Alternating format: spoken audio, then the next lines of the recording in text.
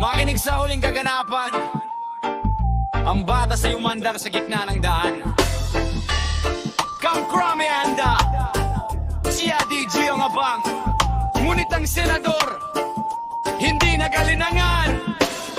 Let's go! Hunyo 1, 2026 ang balita. Sandigan Bayan 5th Division ay nagpasyawaran. Kafarest lumabas na nga. Plunder at graph, flood control ang paksa. Sabi ng marami magtatago sa Senado. Hihingi ng custody doon magpapakorona. Ngunit si Jinggoy batas ay haharapin. Musang sumuko, walang taguan sa dilim. Sa CIDG dumiretso, tapos ang panalangin. The good one, the legal one. Pakinggan ang sigaw. Sa harap ng hustisya, hindi siya umayaw. The good one, the legal one. Salud ang ibigay.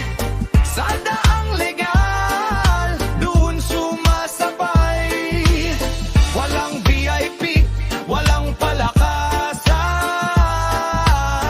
Haharapin ang kaso sa korte ng bayan. May pasabog sa preskon, makinig sa diskurso. May nag-alok ng laya, may tago na engkwentro. Iwanan mo ang majority block, ang bulong, para ang plunder case mo ay tuluyang makulong. Ngunit si Jinggoy matigas na humindi. Intridad ng Senado kanyang pinili. Hindi ipinalit ang laya sa prinsipyo.